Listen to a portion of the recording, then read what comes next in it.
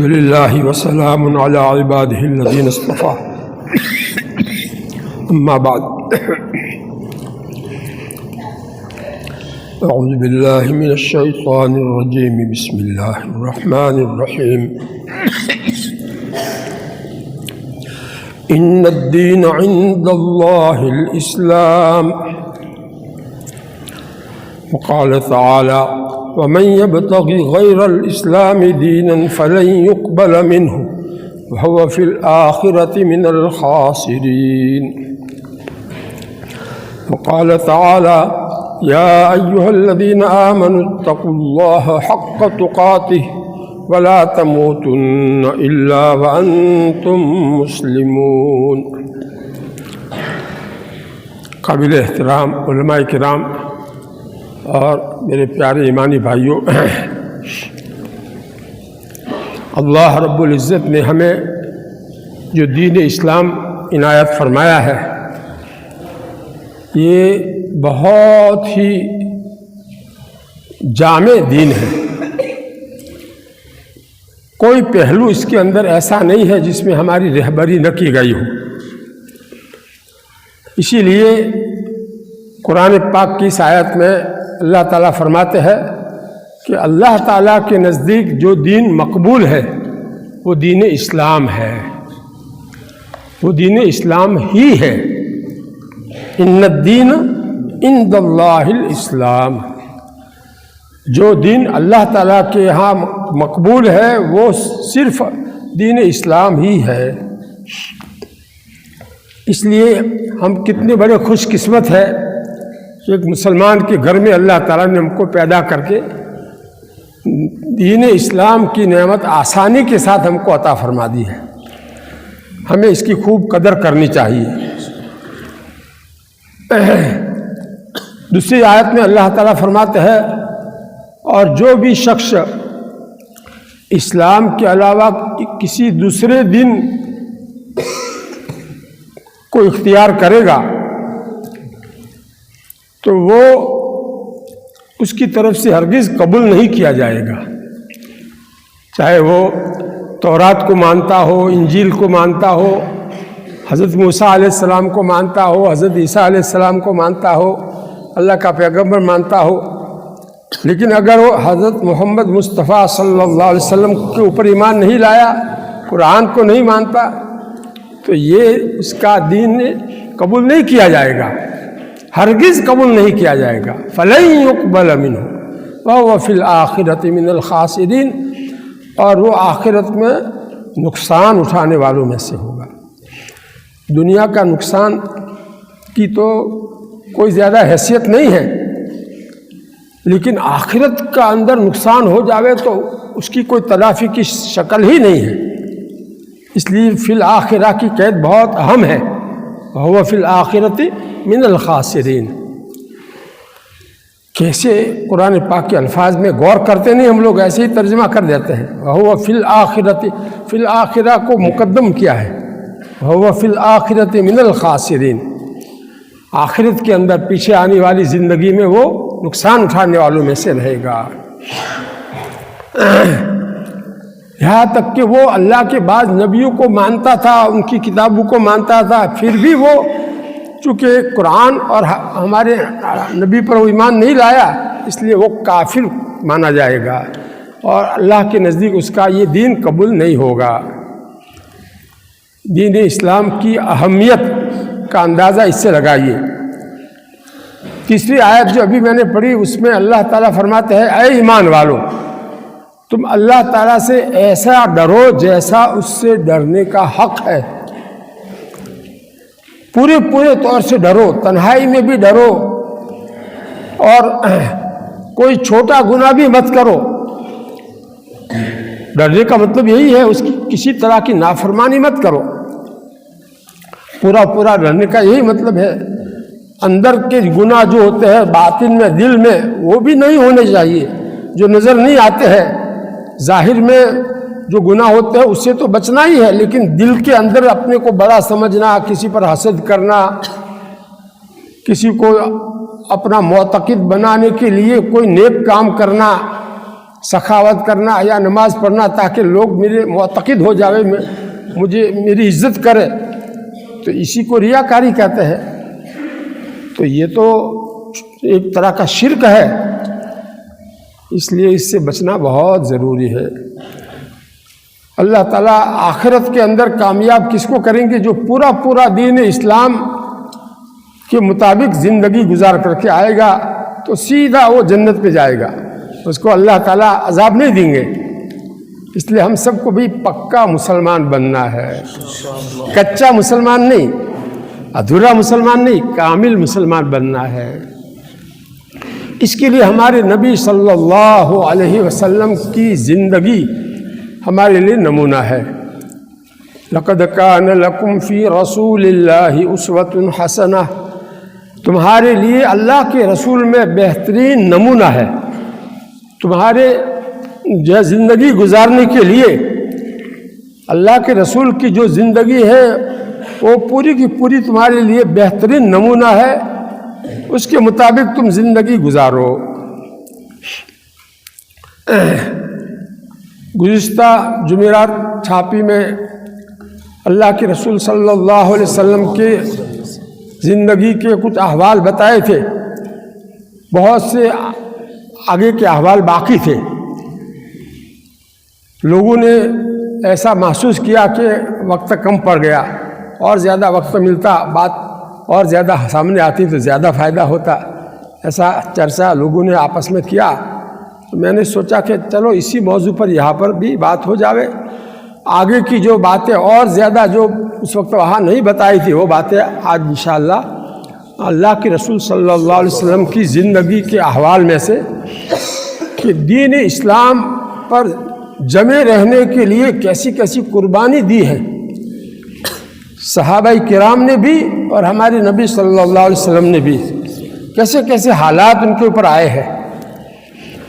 آج اگر ہمارے اوپر ایسے حالات آوے تو ہم تو ایمان چھوڑ دے۔ تو یہ حالات اس لیے سنانا چاہتا ہوں کہ کیسے ہی حالات آ جاوے کسی حال میں بھی ہم ایمان کو نہ چھوڑیں۔ یہ سبق سکھانے کے لیے، یہ سبق سمجھانے کے لیے آج کی مجلس کا یہ موضوع، اور یہ کتاب جو میرے ہاتھ میں ہے یہ حضرت مولانا زکریا صاحب شیخ الحدیث سہارنپور مرحوم جو تھے ان کی لکھی ہوئی کتاب ہے۔ اللہ کے نبی صلی اللہ علیہ وسلم کی زندگی کے احوال اس میں انہوں نے لکھے ہیں۔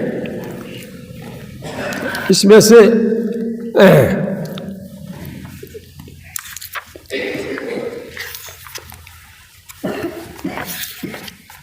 جب اللہ کے نبی صلی اللہ علیہ وسلم کو اللہ تعالیٰ نے نبوت عطا فرمائی 40 سال کی عمر میں، اور پھر حکم دیا کہ اپنے قریبی رشتہ داروں کو تبلیغ کیجیے، وَأَنذِرْ عَشِيرَتَكَ الْأَقْرَبِينَ، یہ پہلا حکم اللہ تعالیٰ کی طرف سے ہمارے نبی کو دیا گیا کہ آپ کے جو قریب کے رشتہ دار ہیں ان کو اللہ کے عذاب سے ڈرائیے۔ تو اللہ کے نبی صلی اللہ علیہ وسلم نے اس آیت شریفہ پر عمل کرتے ہوئے اپنے قریبی رشتہ داروں کو جو ہے دعوت کر کے دعوت کے نام سے بلایا، اور آدمی جب کھانے کی دعوت ہوتی ہے تو آ جاتا ہے، تو تھوڑا سا کھانا تھا لیکن 40 آدمیوں کو کافی ہو گیا۔ آپ کا یہ معجزہ ہی ان کو سمجھنے کے لیے کافی تھا کہ یہ واقعے میں اللہ کے نبی ہے۔ تھوڑا سا کھانا تھا، 40 آدمیوں کو کافی ہو گیا۔ لیکن ابو لہب جو حضور پاک صلی اللہ علیہ وسلم کا چچا تھا، وہ کہنے لگا کہ محمد نے کھانے پر جادو کر دیا ہے۔ لو، جس کے نصیب میں ایمان نہ ہو تو اس کو ایسی باتیں سوچتی ہے۔ نبی پاک صلی اللہ علیہ وسلم نے دوسری مرتبہ دعوت کی، سرداران قریش کی دعوت کی، اور کھانے کے بعد بہت پیارے الفاظ میں نصیحت فرمائی۔ ایک اللہ ایک ہے، یہ بات سمجھایا۔ مکہ میں شرک اتنا جڑوں میں، دل کی جڑوں میں اترا ہوا تھا کہ بیت اللہ میں 360 بت انہوں نے رکھ دیے تھے۔ گویا بیت اللہ کو بہت بڑا مندر بنا رکھا تھا، اور پھر بھی اپنے آپ کو سمجھتے تھے ہم ملت ابراہیم پر ہیں، حالانکہ حضرت ابراہیم علیہ السلام تو موحد تھے۔ بہرحال یہ ایسا ان کو دھوکہ تھا۔ تو اللہ کے نبی صلی اللہ علیہ وسلم نے سمجھایا کہ یہ شرک، اللہ کے ساتھ شرک کرنا بہت بھاری گناہ ہے، ایک اللہ کو ہی مانو۔ مگر کم بخت ابو لہب نے ایک زور سے ہنسا وہ، اور کہا کہ ابو طالب کو کہا کہ ابو طالب تمہارا یہ بھتیجا تم کو اولاد سے زیادہ پیارا معلوم ہوتا ہے، تمہیں یہ کہتا ہے کہ میری اطاعت کرو اور میری تابعدار بن جاؤ۔ یہ کہہ کر سب نے مذاق اڑایا اور کہا لگانے لگے۔ حالانکہ اللہ کے نبی صلی اللہ علیہ وسلم اپنے تابع تھوڑی بنانا چاہتے تھے، ایک اللہ کی عبادت کرنے کی بات کہہ رہے تھے۔ الٹی بات جو ہے جس کو سوچتی ہو اس کو تو ایسی ہی بات۔ خیر، اس کے بعد ایک آیت دوسری نازل ہوئی جس میں علل اعلان تبلیغ کرنے کا حکم آیا۔ علل اعلان تبلیغ کرنے کا یعنی اب کس خفیہ طور پر دعوت کر کے آپ نے جو قریبی رشتہ داروں کو دعوت دی، ایسا نہیں، بلکہ کھلم کھلا سب کو آپ جو ہے تبلیغ کرو۔ تو آپ نے اس آیت پر عمل کرنے کے لیے پہاڑ مکہ کے قریب میں جو حرم، مسجد حرم کے قریب میں جو پہاڑی ہے، صفا پہاڑی، اس کے اوپر چڑھ گئے آپ، اور چڑھ کر کے مختلف قبیلوں کو ان کا نام الگ الگ لے کر کے پکارا اور بلایا۔ سب جمع ہو گئے، اور کہ یہ عرب کا دستور تھا کہ اس طرح سے کوئی آدمی اونچی جگہ چڑھ کر کے بلاوے تو سما ہو جاتے تھے۔ پھر ان کو پوچھا کہ اچھا تم یہ بتاؤ کہ اگر میں تم سے یہ بات کہوں کہ اس پہاڑ کے پیچھے تمہارا کوئی دشمن چھپا بیٹھا ہے، تمہیں نظر نہیں آ رہا ہے، تم نیچے ہو میں اوپر ہوں، مجھے نظر آ رہا ہے، وہ تمہارے اوپر حملہ کرنے والا ہے، تو تم میری بات سچی مانو گے؟ تو سب نے کہا کہ آپ نے کبھی جھوٹ بولا ہی نہیں، ہم آپ کی بات کو بالکل سچی مانیں گے۔ بہرحال جب اتنی بات انہوں نے مان لی تو پھر اس کے بعد کہا کہ دیکھو یہ اللہ کے ساتھ شرک کرنا بہت بڑا اللہ کے عذاب کا سبب ہے، اس سے تم باز آ جاؤ۔ اللہ کے عذاب سے میں تم کو ڈراتا ہوں، اگر تم شرک پر رہو گے تو اللہ کا عذاب بہت بھاری، دوزخ کا عذاب سے میں ڈراتا ہوں۔ تو جو کفار ابھی آپ کے سچے ہونے کا اقرار کر چکے تھے وہ اس پر ہنس پڑے، اور ابو لہب نے تو غصے میں آ کر کہا تباً لک سائر اليوم، سارے پورے دن تمہارے لیے ہلاکت ہو، لہذا جمعتنا، کیا ایسی بات بتانے کے لیے ہم کو تو نے جمع کیا ہے؟ ایسا کہنے لگا۔ اس پر اللہ تعالیٰ نے آسمان سے سورت اتاری، سورۃ تبت یدا ابی لہب وتب، کہ ابو لہب کے ہاتھ ٹوٹے اور وہ ہلاک ہوگا یقیناً۔ اللہ تعالیٰ نے اس کے ہلاک ہونے کی خبر دے دی کہ ہمارے نبی تو ہلاک نہیں ہوں گے، تو ہلاک ہوگا، اور چنانچہ ایسا ہی ہوا، بہت زیادہ بری موت اس کو آئی۔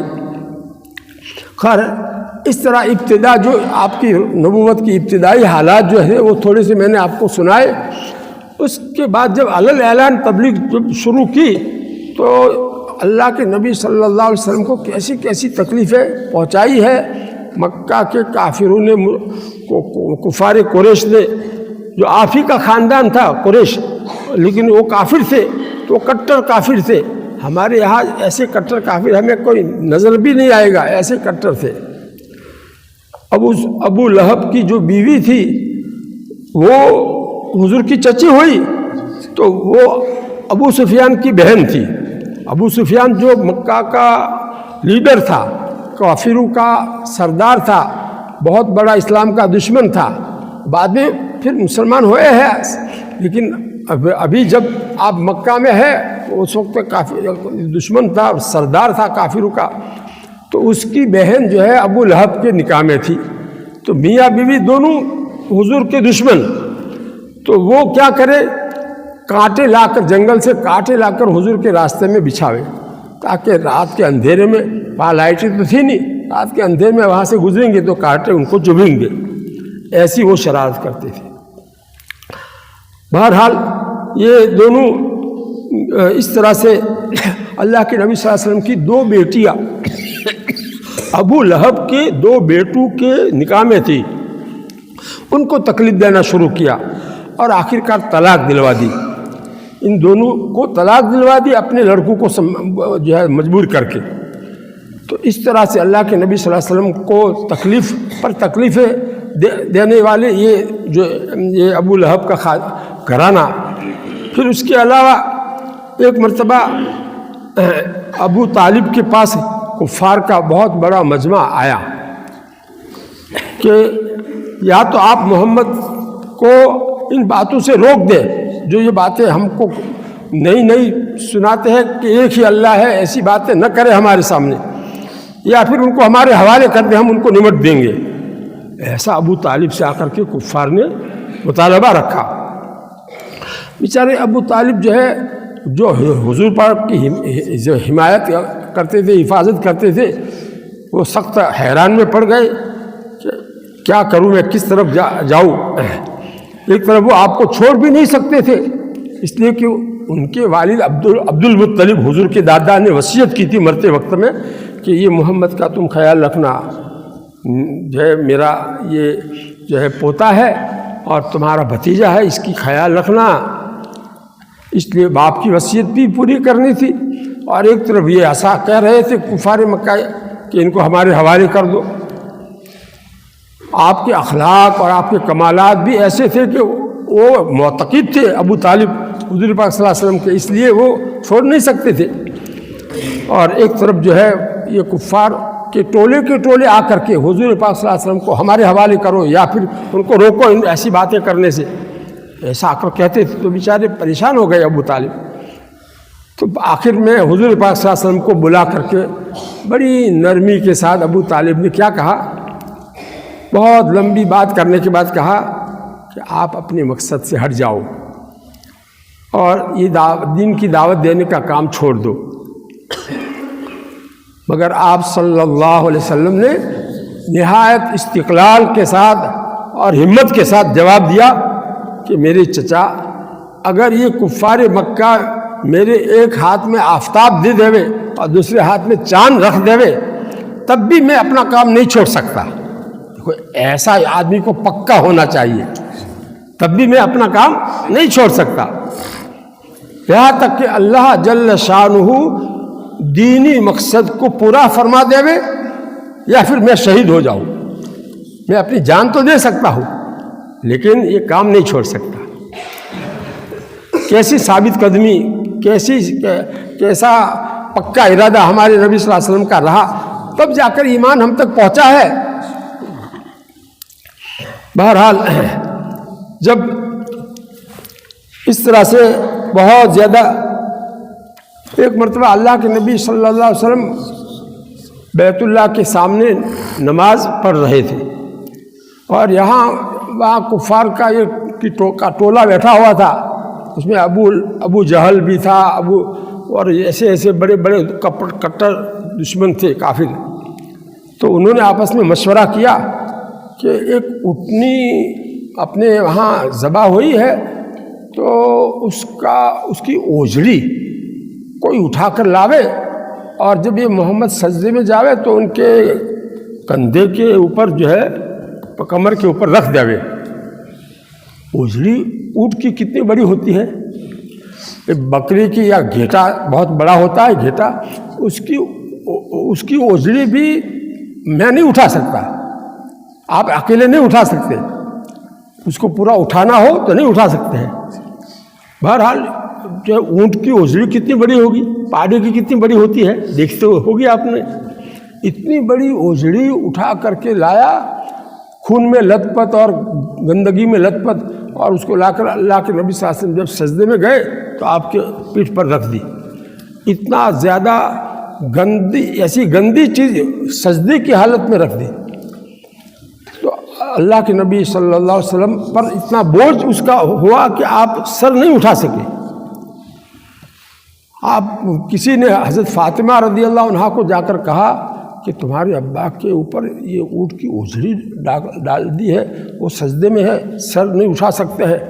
تو حضرت فاطمہ رضی اللہ عنہ بچی تھی، چھوٹی بچی تھی، آئی اور کہنے جو ہے پہلے تو اس کو بہت زور لگا کر کے نیچے اتار دیا، اس اوجھڑی کو جو ہے اوپر سے نیچے اتار دیا، اور پھر ان کفار کو لتاڑا اور بہت جو ہے بولنے لگی کہ تمہیں شرم نہ تھا آبدی، ڈوبی مرو تمہیں لوگوں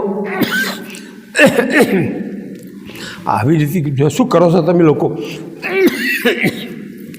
بہرحال بچی کو کیا کر سکتی تو یہ سب حالات اللہ کے نبی صلی اللہ علیہ وسلم کے اوپر کفار کی طرف سے ایسے آئے کہ اللہ سے تعلق سجدے میں جو بہت زیادہ آپ کو تھا، اس وقت آپ کے اوپر ایسی آسا کیا۔ تو اللہ کے نبی صلی اللہ علیہ وسلم نے نماز کے بعد ان سب کا نام لے کر کے بد دعا کی، اللہم علیک بقریش، 3 مرتبہ یہ بد دعا کی، اے اللہ ان قریش کو آپ پکڑ لیجئے، اے اللہ ان قریش کو آپ پکڑ لیجئے کہ آپ سے تعلق میں جوڑے ہوئے ہوں اور اس کو کاٹنے کے لیے ایسا کر رہے ہیں میرے اوپر۔ پھر ان 7 بڑے بڑے جو دشمن تھے ان 7 کا الگ الگ نام لے کر کے ان کے لیے بد دعا کی۔ حضرت یہ واقعہ دیکھنے والے حضرت عبداللہ ابن مسعود رضی اللہ عنہ، بخاری شریف میں یہ واقعہ آیا ہے، یہ کہتے ہیں کہ میں کچھ کر نہیں سکتا تھا، میں مدد نہیں کر سکتا تھا، میں جو کمزور تھا، میں اکیلا تھا، اور یہ طرف یہ بڑے بڑے جو ہے لوگ ایسا کر رہے تھے۔ خیر پھر اللہ کے نبی صلی اللہ علیہ وسلم کی بد دعا کیسی رنگ لائی ہے کہ اس کے بعد آپ جب ہجرت کر کے مدینہ گئے ہیں اور دوسرے سال ہی جنگ بدر ہوئی ہے، تو بدر میں یہ سب کے سب کافر جو ہے نا وہ مارے گئے، جہنم رسید کیے گئے، سب کی لاشیں پڑی ہوئی تھی، اور گندا کنواں تھا وہاں پر، اس کنویں میں ان کی لاشوں کو ڈال دیا گیا بہت بری موت کے ساتھ۔ اور ابو جہل جو اس امت کا فرعون تھا، اس کو تو 2 بچوں نے نمٹایا، 2 بچوں نے نمٹایا، تعجب کی بات تو یہ ہے۔ اور پھر آخر میں تھوڑی سی جان تھی اندر، تو حضرت عبداللہ ابن مسعود نے اس کا سر کاٹ کر کے الگ کر دیا۔ تو ایسی بری موت ان کو جو اللہ تعالیٰ پکڑتے ہیں لیکن بہت ڈھیل دیتے ہیں۔ اللہ تعالیٰ کو ہم کیا سمجھ سکتے ہیں، اللہ تعالیٰ کی شان کو ڈھیل خوب دیتے ہیں، توبہ کر لے تو جو ہے جہنم کی آگ سے بچ جاوے، لیکن جب نہیں کرتا تو پھر اس کو پکڑتے ہیں تو ایسا پکڑتے ہیں جیسے فرعون کو پکڑا، پورے لشکر کے ساتھ سمندر میں ڈبو دیا، ایک اپنے پیروں سے چلا کر کے وہاں پہنچایا اور وہاں ڈبو دیا سب۔ خیر یہ اللہ کے نبی صلی اللہ علیہ وسلم کی ساتھ آپ کے صحابہ جو ایمان لاتے تھے ان پر کیسے حالات آتے تھے، اس میں سے کچھ کا اندازہ آپ لگاؤ۔ حضرت بلال حبشی رضی اللہ عنہ جب ایمان لائے تو کفار مکہ نے دوپہر کے وقت، مکہ میں بہت زیادہ گرمی جب پڑتی ہے تو ریت بہت گرم ہوتی ہے، تو دوپہر کے وقت گرم ریت کے اوپر ان کو لٹاتے تھے اور سخت بھاری پتھر ان کے سینے پر رکھ دیتے تھے تاکہ وہ تڑپ نہ سکے، اور ان کے باہر چاروں طرف جو ہے وہ آگ جلاتے تھے، اور ان کو پھر جو ہے کانٹے ببل کے بڑے بڑے کانٹے ہوتے ہیں وہ ان کو چبھوتے تھے، کانٹے ان کے بدن میں چبھوتے تھے، ایسی تکلیف دیتے تھے، لیکن یہ ایمان نہیں چھوڑتے تھے۔ اور پھر یہ تو دن میں ایسا کرتے تھے، اور رات میں ان کو زنجیر سے باندھ کر کے باری باری جو ہے ایک آدمی تھک جاتا مارتے مارتے تو دوسرا آدمی کھڑا ہوتا اور کوڑوں سے ایسا مارتا کہ ان کا بدن زخمی ہو جاتا، تاکہ دوسرے دن پھر وہ گرم پتھر کے اوپر ان کو لٹایا جاوے، اوپر پتھر رکھا جاوے تو وہ زخم ان کے تازہ ہو جاوے، اور بہت زیادہ پریشان ہو کر کے چھوڑ دے محمد کو، کہ یوں کہتے تھے کہ تم چھوڑو محمد کے دین کو ورنہ پھر تم کو ہم اسی طرح سے تڑپائیں گے۔ ایسی سزا جو ہے صحابہ کرام کو ان کفار نے دی، لیکن وہ ایمان انہوں نے نہیں چھوڑا۔ میں یہ سمجھانا چاہتا ہوں کہ ایمان کسی حالت میں بھی نہیں چھوڑا جا سکتا ہے۔ حضرت عمار بن یاسر رضی اللہ عنہ، ان کے والد یاسر جو ہے ان کو بھی اسی طرح گرم ریت پر اس طرح لٹاتے اور ایسی تکلیفیں دیتے کہ اس تکلیفوں کو برداشت نہیں کر سکے، اسی میں ان کی موت آ گئی۔ اور حضرت عمار کی والدہ کی شرمگاہ میں ابو جہل نے برسی ماری جس سے وہ شہید ہو گئی۔ تو یہ حضرت عمار کے ماں باپ اسی طرح سے شہید ہو گئے۔ تو ایسے صحابہ کے اوپر ایسے حالات جو آئے ایمان لانے کی وجہ سے، لیکن وہ کیسے جمے رہے۔ ہمیں بھی یہ سبق حاصل کرنا ہے اس سے۔ اللہ تعالیٰ ایسے حالات سے ہماری حفاظت فرمائے۔ ربنا لا تجعلنا فتنة للقوم الظالمین، یہ دعا جو ہے ہم سب کو پڑھنی چاہیے۔ اے ہمارے رب، آپ ہم کو کافروں کے تختہ مشق مت بنانا۔ کافر ہمارے اوپر ظلم کرے، ہمیں ایسا ان کے حوالے مت کرنا۔ یہ دعا قرآن میں اللہ تعالیٰ نے ہم کو دی ہے، سکھائی ہے۔ ربنا لا تجعلنا فتنة للقوم الظالمین ونجنا برحمتک من القوم الکافرین۔ یہ دو دعائیں ہیں اس کے اندر۔ بہرحال یہ آخرکار مکہ میں ایمان لانے والوں کے اوپر ایسے حالات آئے کہ مجبور ہو کر کے انہوں نے مکہ کو چھوڑ دیا، اپنا گھر بار اپنا سب کچھ چھوڑ کر کے حبشہ چلے گئے۔ اور ایک مرتبہ جو گئے، پھر اس کے بعد میں دوسرا ٹولہ بہت بڑا ہجرت کر کے حبشہ چلے گئے۔ اور وہاں جا کر سکون کے ساتھ میں، وہاں ایسا ظلم تو نہیں ہوتا تھا ان کے اوپر، اس لیے سکون ان کو مل گیا۔ وہاں اللہ کے نبی صلی اللہ علیہ وسلم نے ان کو اجازت دی کہ ہاں یہ لوگ ایسا ظلم کرتے ہیں تو تم وہاں حبشہ چلے جاؤ، وہ دوسرا ملک ہے، وہاں یہ ان کو پریشان کرنے والے وہاں نہیں آئیں گے۔ اس طرح سے یہ شروع کے حالات تھے۔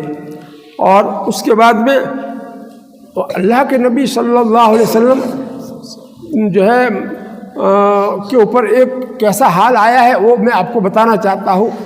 3 سال تک بائیکاٹ کیا ہے مکہ کے کافروں نے اللہ کے نبی صلی اللہ علیہ وسلم کا جو خاندان تھا بنو ہاشم، اور دوسرا ان کے چچا کا ہاشم کے جو بھائی تھے مطلب، ان کا جو خاندان تھا، یہ دونوں خاندان کے لوگوں کو مکہ سے باہر پہاڑوں کے بیچ میں ان کو وہاں ان کو دھکیل دیا کہ وہاں تم رہو پہاڑ کے بیچ میں، یہاں مکہ میں مت آؤ، ہمارے مکہ میں تم مت آؤ یہاں۔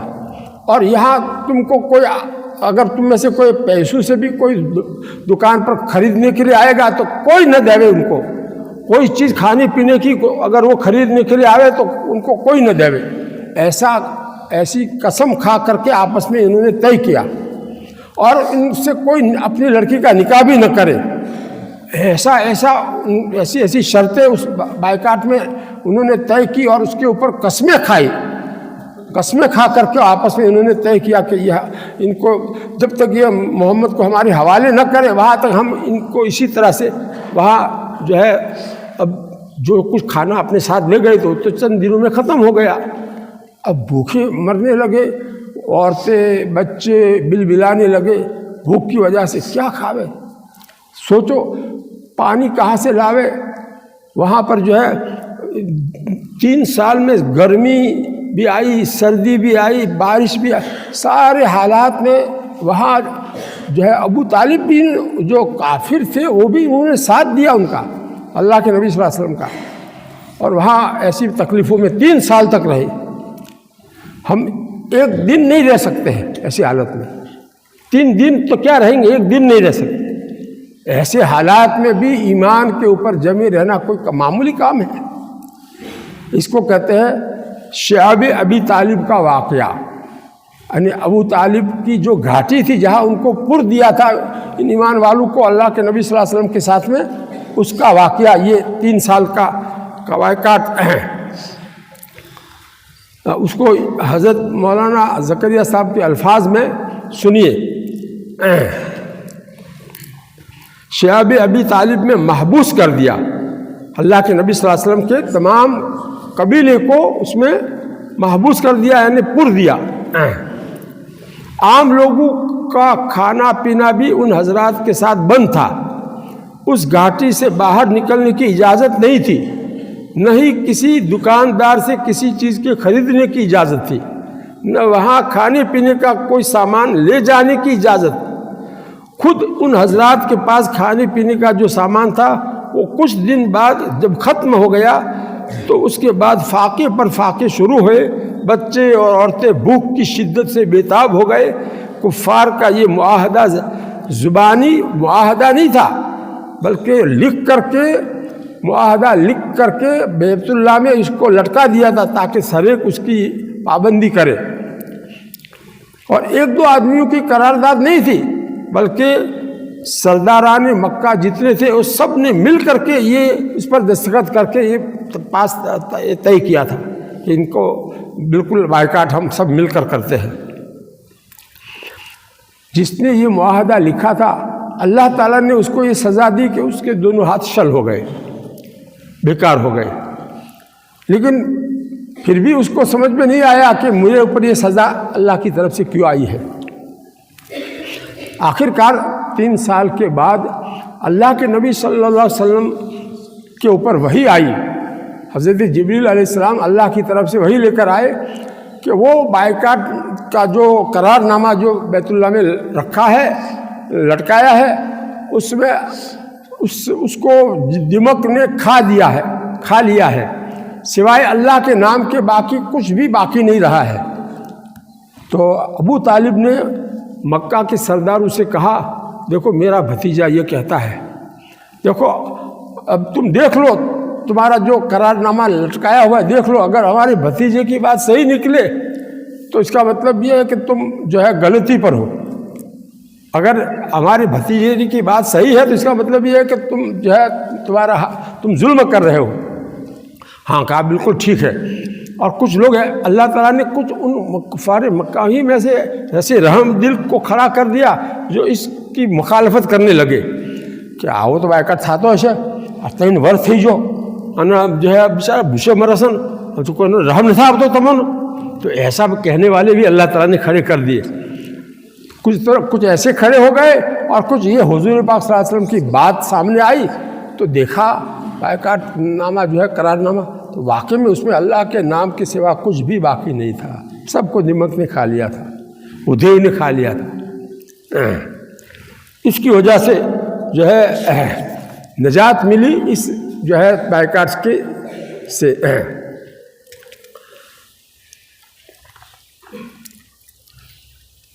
اب فیصلہ اسی پر ہے، اگر واقعی وہ معاہدہ دمک کی نظر ہو گیا تو اب تم اپنی حرکت سے باز آ جاؤ۔ معاہدہ کو دیکھا تو وہ واقعی ایسا ہی ہو چکا تھا۔ جن لوگوں کو پہلے سے مخالفت کا خیال پیدا ہو چکا تھا ان کو ہمت آ گئی کہ ہمیں جو کیے سے برابر کیے سے، اور 3 سال بعد یہ سب حضرات اس جو ہے آزمائش سے نکل آئے، مکہ میں آ گئے۔ یہ واقعہ کب کا ہے؟ یہ سن 90 ہجرت تو اللہ کے نبی صلی اللہ علیہ وسلم نے بعد میں کی ہے، ابھی تو مکہ ہی میں ہے، مکہ یہ واقعہ ہے۔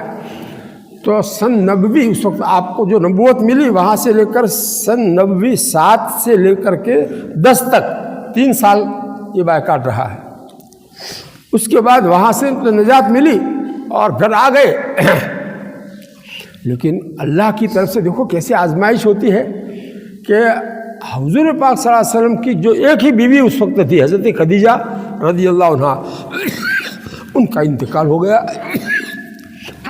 جنہوں نے حضور پاک صلی اللہ علیہ وسلم کو تسلی دی تھی جب آپ کو نبوت ملی تھی اور آپ بہت زیادہ پریشان تھے، آپ کو اپنی جان کا خطرہ تھا، ایسے وقت میں تسلی دینے والی کون تھی؟ خدیجہ رضی اللہ عنہا۔ ان کا انتقال ہو گیا، اب بچیاں چھوٹے ہیں، ان کی پرورش کرنے کا مسئلہ، اتنی بڑی نبوت کی بھاری ذمہ داری کو پورا کرنے کا مسئلہ، اور ایک طرف یہ دشمن ایسے جو ہے مکہ کے، یہ سب حالات تھے۔ اور پھر دوسرا اسی سال ابو طالب کا بھی انتقال ہو گیا جو حضور پاک صلی اللہ علیہ وسلم کی حمایت کرتے تھے، اب بتاؤ یہ موت دینے والا کون ہے؟ اللہ تعالیٰ جانتے تھے میرے نبی پر کیا حالات ہے، سب جانتے تھے. اللہ تعالیٰ چاہتے تو دونوں کو موت نہ دیتے. اللہ تعالیٰ جو ہے اللہ تعالیٰ کیسا امتحان لیتے ہیں، ذرا اس کا اندازہ لگاؤ. اور اس امتحان میں کامیاب ہو جانے پر انعام کیسا دیتے ہیں اس کو بھی آگے سنو پھر. ہاں یہ بھی خاص سننے کی باتیں ہیں. اسی لیے جس سال میں یہ دو آپ کے ہمدرد دنیا سے چلے گئے، حضرت خدیجہ رضی اللہ عنہا اور حضرت ابو طالب، تو اس سال کا نام کیا رکھا گیا؟ عام الحزن، غم کا سال. عام کے معنی سال، عین سے عام الحزن، غم کا سال. ایسی تکلیفیں. ایک طرف مکہ کے لوگ ان کو اللہ کے نبی صلی اللہ علیہ وسلم کو کہتے کہ یہ تو پاگل آدمی ہے، یہ تو جو ہے دیوانہ ہے، جادوگر ہے. ایسی پریشانی کی باتیں ایک طرف آتی، تکلیفیں دیتے طرح طرح کی، اور ایک طرف ایسے حالات. پھر ایسے حالات میں جب آپ مایوس ہو گئے، مکہ کے کافروں سے ایمان لانے سے مایوس ہو گئے، تو مکہ کے اطراف میں آپ نے تبلیغ کرنے کے لیے جو ہے کوشش کی. ہر قبیلے میں جا کر کے اللہ کے دین میں داخل ہونے کی اور اللہ کے رسول کی مدد کرنے کی دعوت دی، درخواست کی. لیکن انہوں نے بھی صاف انکار کر دیا. تو کیسے حالات ہیں چاروں طرف. اس کے بعد اللہ کے نبی صلی اللہ علیہ وسلم نے سوچا کہ یہاں تو کوئی بالکل لوگ ماننے والے ہیں نہیں، چلو طائف جاوے. اللہ کے نبی صلی اللہ علیہ وسلم طائف کا سفر، پہاڑوں کے اوپر سے چڑھنا اترنا، اتنا بھاری سفر پیدل کر کے وہاں گئے. لیکن وہاں جانے کے بعد بھی جو ہے اوباش بچوں کو آپ کے پیچھے کر دیا، اور آپ کی باتوں کا الٹا سیدھا جواب دے کر کے آپ کو پریشان، آپ کے اوپر پتھر برسائے ان لڑکوں نے، جس کی وجہ سے آپ لہو لہان ہو گئے. آپ کی جوتیوں میں خون بھر گیا، ریلے اتر کر کے آپ کی جوتی میں خون بھر گیا. یہ سب حالات آپ نے طائف میں برداشت کیے اور وہاں سے مایوس ہو کر پھر واپس آئے. یہ سب حالات آپ کے اوپر کیوں آئے؟ اسلام کی خاطر آئے، دین کی خاطر آئے. دیکھو دین کے لیے ہمیں کیسی قربانی دینی چاہیے، ہمارے نبی صلی اللہ علیہ وسلم نے کیسی قربانیاں دی ہے، اور دین پر کیسے استقامت کے ساتھ میں جمے رہے ہیں، ان کا ہم تصور کریں، اس پر سوچیں.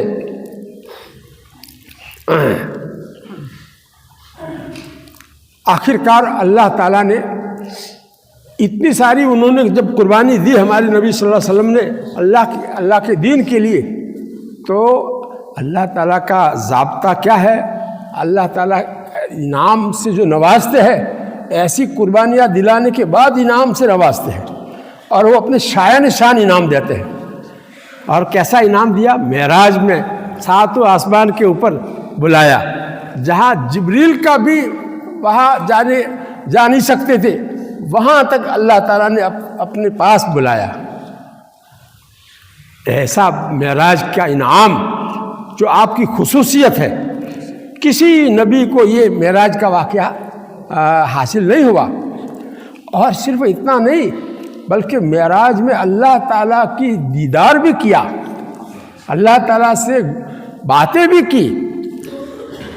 یہ سارا انعام اللہ تعالیٰ نے آپ کو جو عنایت فرمایا، معمولی انعام ہے یہ. اور سدرۃ المنتہا تک پہنچے، اور مسجد اقصیٰ میں جو زمینی سفر مکہ سے لے کر کے ملک شام میں جو مسجد اقصیٰ بیت المقدس جو ہے، وہاں آپ پہلے گئے تو وہاں انبیاء کی امامت آپ نے کروائی، سارے انبیاء کے آپ امام بنے. تو امامت انبیاء اور زیارت الہی اور مناجات الہی اور اللہ تعالیٰ کی بڑی بڑی نشانیاں آسمانوں کے اوپر جو دیکھی، اور ایک آسمان سے دوسرے آسمان تک جانے کے لیے فرشتوں کی بہت بڑی جماعت آپ کے ساتھ رہتی تھی. آپ کے استقبال اور آپ کی ہمت افزائی کے لیے فرشتے کا جو ہے بہت بڑی جماعت ساتھ میں رہتی تھی. یہ سب جو ہے کیا ہے؟ ہمارے نبی صلی اللہ علیہ وسلم کی خصوصیات ہے۔ اسی معراج میں مسلمانوں کو ایک انتہائی عظیم الشان تحفہ دیا گیا کہ ان پر 5 وقت کی نماز فرض کر دی گئی، جو حق تعالیٰ سے بات چیت کرنے کا ذریعہ ہے۔ نماز میں ہم اللہ تعالیٰ سے باتیں کرتے ہیں آہستہ آہستہ، چپ کے، لیکن سمجھے تو جو سمجھ کر پڑھے گا معنی مطلب، تو واقع میں اللہ تعالیٰ سے بات چیت ہوتی ہے۔ بلغ العلا بکمالہ، بہت اونچے درجوں پر پہنچے ہمارے نبی صلی اللہ علیہ وسلم اپنے کمال کے ذریعے سے۔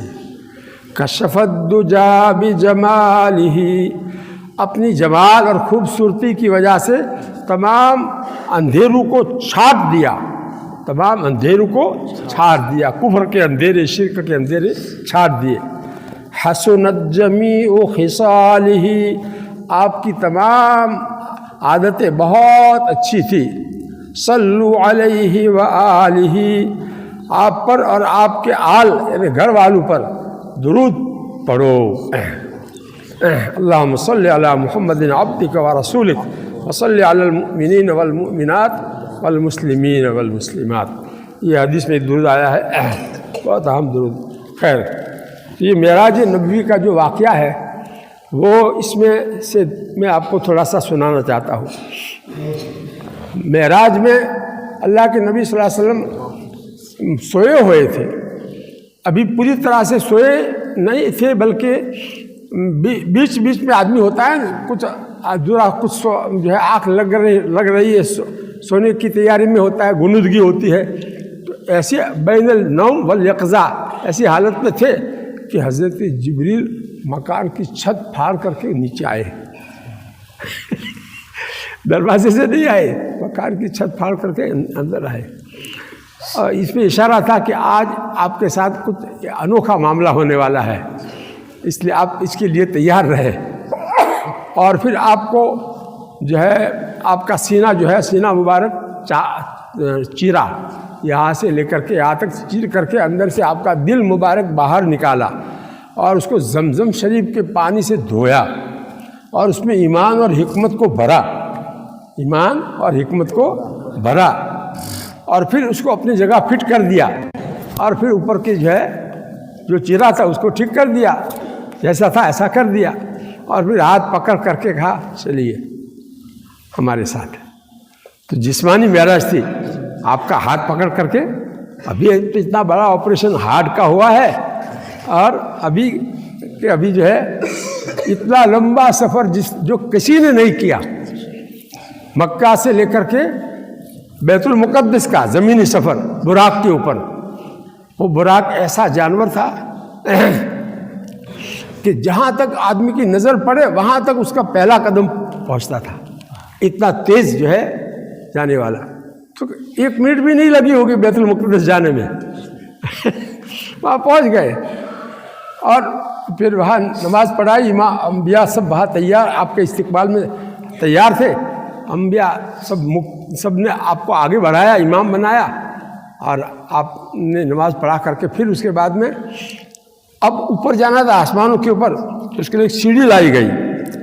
یہ براق تو زمینی سفر کے لیے تھا، اب سیڑھی ایسی جیسے آج کل لوہے کی الیکٹرانک سیڑھیاں ہوتی ہیں، آدمی اس پر کھڑا ہو جاتا ہے تو وہ سیڑھی چل کر کے اوپر لے جاتی ہے، آدمی کو چلنا نہیں پڑتا ہے۔ تو وہ سیڑھی ایسی تھی کہ بٹن دبایا فوراً آسمان پر پہنچ گئی، پہلے آسمان، کوئی دیر تھوڑی لگتی ہے۔ اب وہاں آسمان کے قریب تو پہنچ گئے، لیکن دروازہ بند تھا، آسمان میں دروازے ہے، حضرت جبریل ساتھ میں تھے، حضرت جبریل کہا کھولو، تو دروازے کا جو محافظ دربان جو تھا، محافظ فرشتہ، اس نے کہا کون ہے؟ کہا میں جبریل ہوں۔ اچھا تمہارے ساتھ اور بھی کوئی ہے؟ ہاں ہے، محمد ہے۔ اچھا ان کو بلانے کے لیے تم کو بھیجا گیا، اس لیے لے کر آئے ہو ساتھ میں؟ ہاں اسی لیے لے کر آئے ہو۔ کھول دیا دروازہ، اوپر چڑھ گئے۔ آسمان کا پڑ جو ہے وہ اتنا موٹا ہے جیسے یہاں زمین سے لے کر کے آسمان تک کا فاصلہ، اس میں سے پھٹ لے کر کے بٹن دبایا، اوپر پہنچ گئے۔ تو اب وہاں اوپر جو ہے حضرت آدم علیہ السلام تھے، نبی سے ہر آسمان پر الگ الگ نبی سے جو ہے ملاقات ہو رہی ہے، اور وہ استقبال کر رہے ہیں، مرحبا کہہ رہے ہیں، مرحباً بالنبی الصالح والاخ الصالح، اور کوئی کہتا ہے مرحباً بالابن الصالح والنبی الصالح۔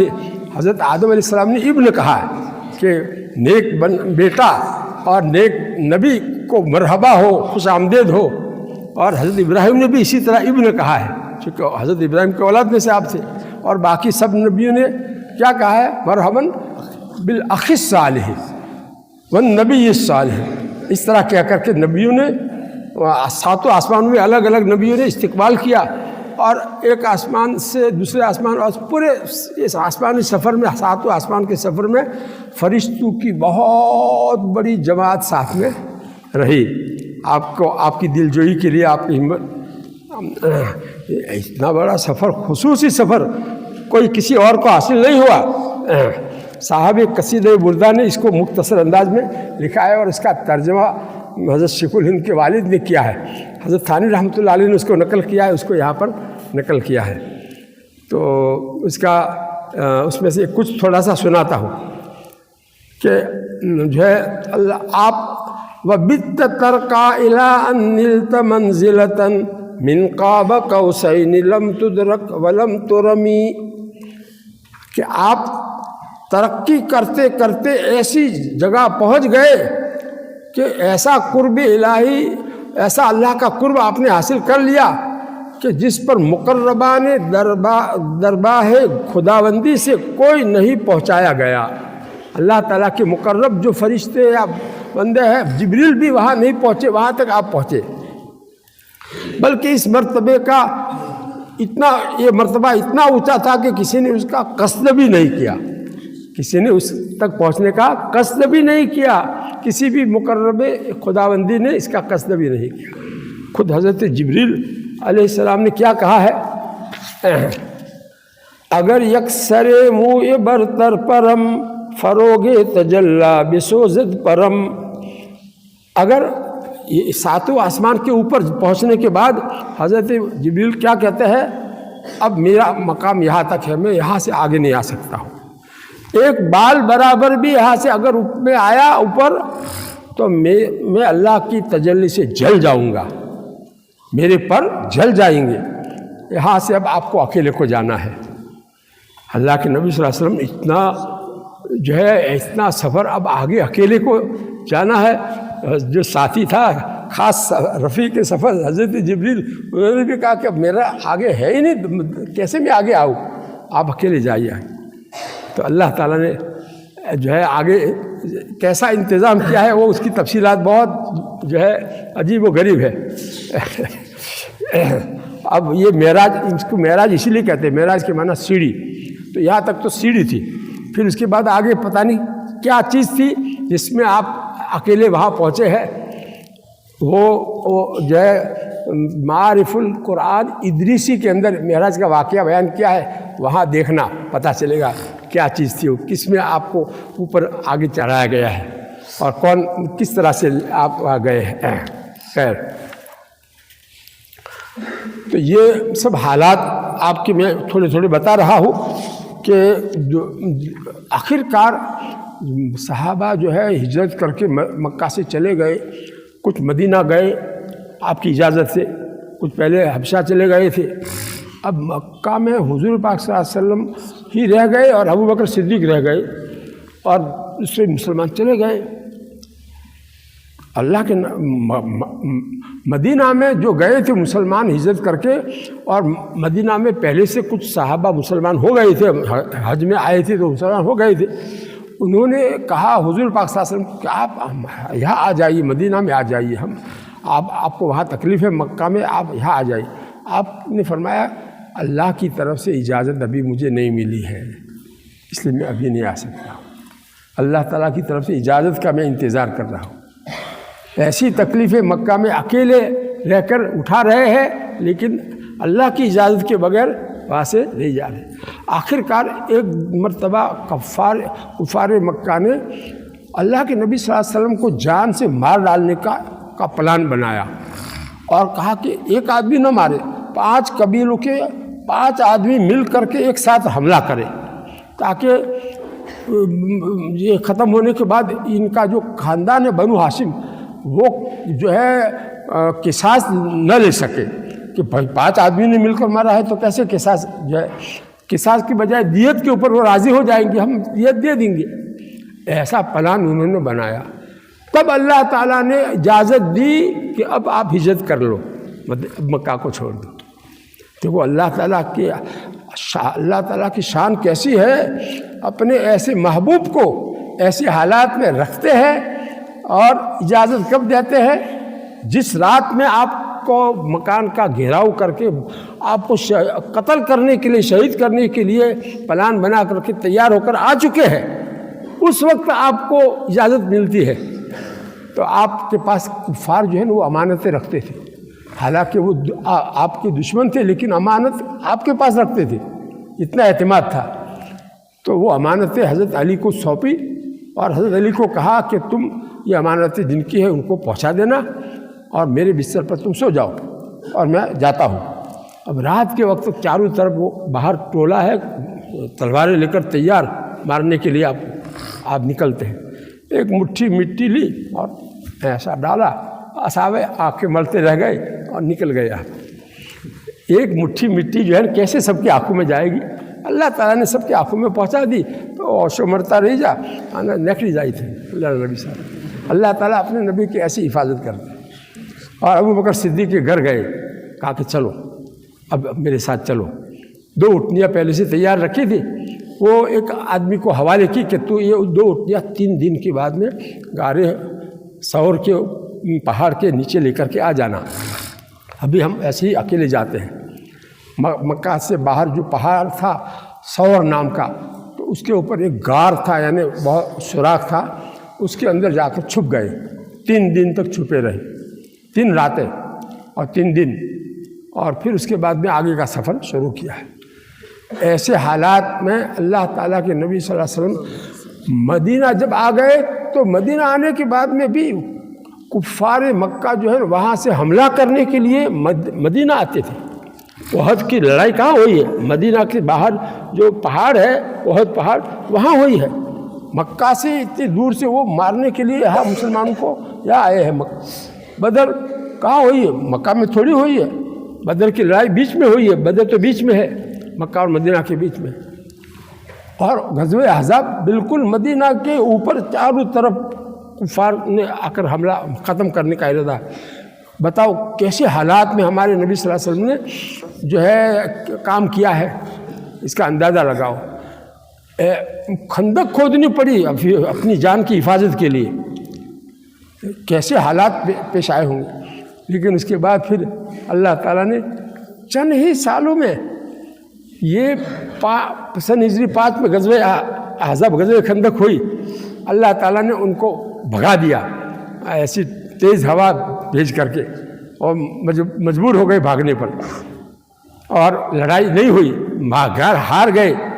اللہ تعالیٰ نے ایسا جو ہے ان کو مرعوب کر دیا۔ اور اس کے 3 سال کے بعد میں کیا ہوتا ہے؟ سن ہجری 8 میں مکہ فتح ہو رہا ہے۔ اتنا بڑا عجیب و غریب آپ کا کارنامہ، تعجب کی بات ہے، اتنا بڑا شہر مکہ کا فتح کر دینا۔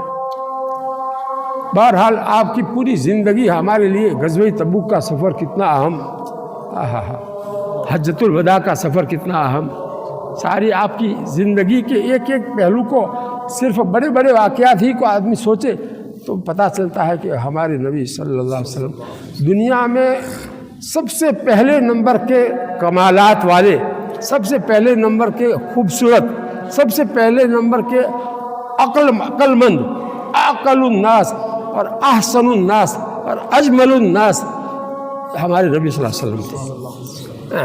اللہ تعالی ہمیں اپنے نبی کی سنتوں کی قدر کرنے کی توفیق دے، خوب درود شریف پڑھنے کی توفیق۔